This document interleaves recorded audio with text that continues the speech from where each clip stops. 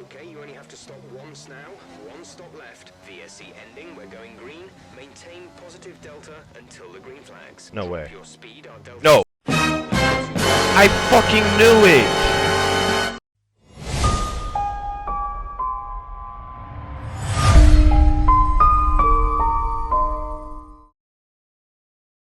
Yo, what is up, guys? It is your boy Hunter, and I'm back with another F1 2020 video. This time we're on France, and it's UNF1, so a little bit of a change of pace rather than CRL. Obviously, CRL has ended. This is my first video back. I will have ROR videos coming soon because we have done 2 rounds if you guys keep up with the live streams, but we're just now getting back into kind of editing our stuff again because we wanted to take a little bit of a hiatus once CRL ended, and I'm sure nobody really missed me, but we're back anyway, and I'm back in your sub boxes if you are subscribed. If you're not, please do subscribe. Anyway, let's get straight into it. So we've got 12 minutes left, and if you know my editing style, you know I usually only show 1 lap of qualifying unless my laps are absolutely zooming, which these were not. So this is my first lap, and this is my only qualifying lap. Before the race started, we had a little bit of a race meeting, a league meeting, whatever you want to call it, and someone asked if we were allowed to cut the track during our in and out laps, and the league owner told us yes. So obviously a lot of people were cutting the track, as was I. And the only bad thing about that is sometimes if you stay off track for too long on France, like if you let traffic go by or something, whatever, it will invalidate you no matter where you are on the lap for this lap and next lap. So basically, I wasted 2 sets of softs just invalidating laps before I could even go on them. So yeah, and I wasn't even towards the 3rd sector. I was in the 1st sector both times. So that is our best lap. We start out P3, but we get dropped down to P5. Obviously, in 13 minutes, people should be beating. More people than that should have been beating me. But anyway, as you see, it is raining, and we had no clue going into qualifying, going into anything, that it was going to rain. So this is news to us, and it's gonna be interesting because my setup is completely dry, and that's probably how I did so well in qualifying without, or that's probably how so many people didn't pass me. But getting into the start, we get an okay start, not too much wheel spin, but my ride height is on like 1.3 and I'm on the 3.7 wings, so it's just, there's no chance of me really getting a better start than somebody with a wet setup because we're just not able to clear the water underneath our car. And as you see, Vapor, who's one of our rivals, just easily gets past us, and we just continue to struggle. And I think I get hit here. I've been debating this. I've rewatched that a billion times, and I think I get hit here. And I go for the cutback on him. I knew he was going narrow, and I don't necessarily know what happens here. He kind of breaks, I think. I really do think he broke because his car just stayed in one place. And then the dude just proceeds to not let me back on the track. He gives me a warning. During the race, I don't think I realized I had that warning, but obviously we got that warning. And now that I think of it, I really should have sent that into stewards because that was kind of ridiculous. Like, yes, I hit him on like that cutback, but if we were to really go into it, I would really like to see his footage and see if he touched his brake, because I really think he might have broke right there. But anyway, as you guys can see, it's lap 1. We've lost 2 positions. Not only that, we are like losing time by the boatloads each corner to Vapor. He is already 3.5 seconds, and you can assume that Troy and Tommy and Joey and all those quick boys are just gone. They're just gone. They're probably 5, 6, 7 seconds up the road. I can't really see my map that clearly, but it actually does look like they're relatively close. But we are not going to be able to stay at the back of Cartboy for long. He is going to get a way better exit, and it's just that became a theme while in this rain. On this dry setup, I just couldn't get out of, especially the last turn. I couldn't get out of that turn quickly enough. And on lap 5, we get a little snap of oversteer. We take too much curb, and we are so fortunate to not get damage right there, and even more so keep our position. We didn't lose a single position, even though we do skip forward here soon. Didn't lose a position. We didn't really even touch our ERS to this point, so really all I did was slap on some ERS, get a little bit of a gap, and yeah, try to cool down our tires because they are probably steaming. But at this point in lap 9, I was ready to go into the pits. We get a VSC, so I'm thinking, yeah, we're gonna get a free pit stop. But coming out of the pits, we don't even see a delta, so I really did for some reason think that it was over. And as you see, I fucking knew it. we don't have a good reaction to that, and we end up getting a drive-through. So the very next lap, I end up going into the pits to serve that drive-through. I didn't want to have to deal with something like this happening where it dries up in the next couple of laps and I have to do my drive-through and then I have to go back through again. I felt like I would have lost even more time, so I get held a little bit in the pits. We have a 3.9 second stop instead of 2.6, so about 1.3 seconds lost there, along with the drive-through penalty and not starting where we probably should have, and starting the race on a completely dry setup. So yeah, just many mistakes made.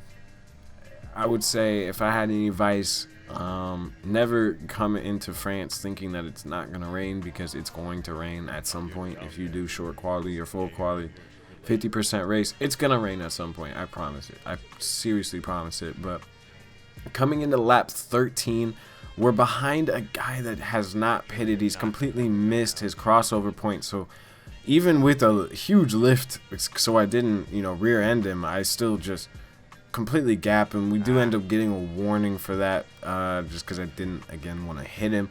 But it just kind of goes to show that if you miss that crossover point, you are screwed. I don't know if his teammate was in the pits or what the case may be, but yeah, I think in the crossover point, you're better off stacking than staying out an extra lap, because seriously, I think you're losing well over 2 to 3 seconds. And even if you do try to push, you're gonna overheat those tires and you're gonna spin. So it's like you are just forced into this super slow pace when you're using intermediates on a dry surface. There's no interslicks in this game. I wish there was, but there's no interslicks, so you just have to deal with it. But lap 14, setting a purple sector, and we're behind Paulo Frost, so I felt like I could probably easily get past him. And here, I guess I'll just go on a second of a tangent, but one of my gripes with this track is that it's just too long. I just think if it was like in TT times, I think if it was like a 1:15 or 1:20, like it would be such a more enjoyable track if it was just 6-7 seconds shorter, because that second straight isn't even, it's not you can't even really overtake there. It's not like Mexico where you have a straight that has a DRS and then the next straight right after it has a DRS. It's not like that.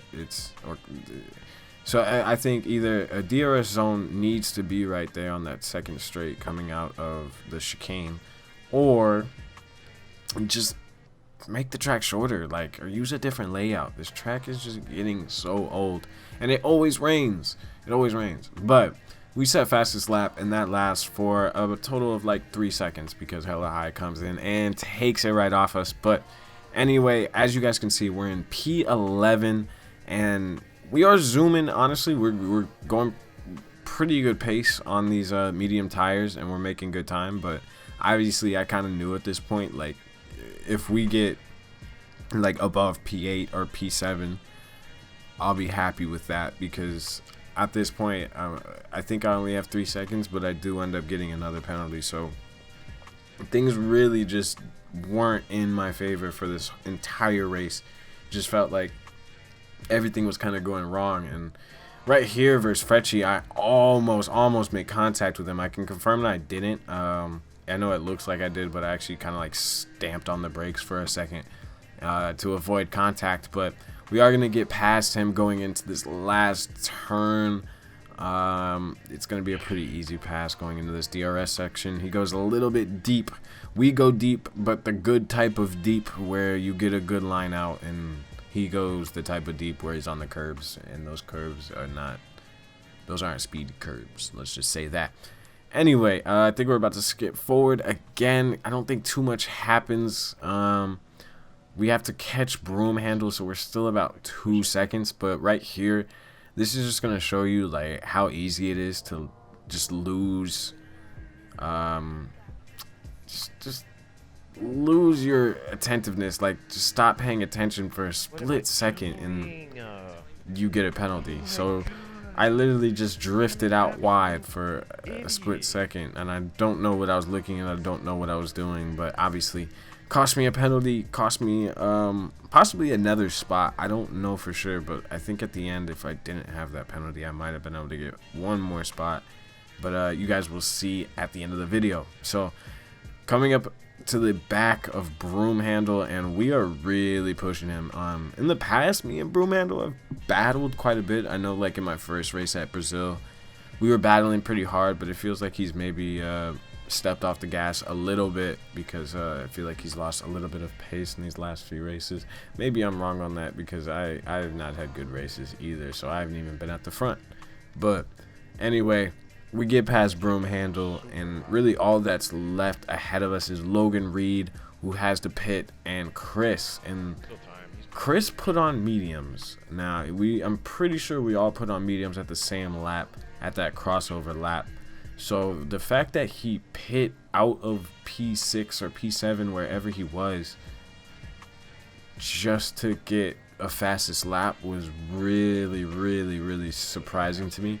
And I don't know if I'll include my audio, but you can hear me literally saying, like, he shouldn't have done that. There's 3 laps left. So it's like, you can't hope for a safety car either, because lap 24 or 25 is the last lap that you can get a safety car. So as you guys see, he gets past Frecci and whoever else he needed to get past, but it's not enough. 5 seconds that I still am able to keep on him. The softs and the mediums, once the softs go out of their plateau, they're not really that great on this track, and they fall off really quick. So we end up getting P6 after all the penalties are said and done, finishing right behind our league rival. So not a bad race, not a bad recovery considering the circumstances. Yeah, I think considering what happened, the drive-through, the penalties, the bad qualifying, the not having a setup, a wet setup, I think it turned out pretty well. So hopefully the next one we take it a little bit more professionally, you know, do our due diligence, look at the weather, do all that stuff. So yeah, I'll see you guys later. The next race I'll upload will probably be, honestly, France again, for ROR. I'll probably do 2 videos in one video, if that makes sense, or 2 races in one video. We'll do rounds 1 and 2 from ROR, since we did finish both those races. So yeah, if you guys enjoyed, please do leave a like, comment, and subscribe. I would greatly appreciate that. We got plenty more coming. And yeah, hopefully you guys have a great rest of your day. I'll see y'all later. Peace.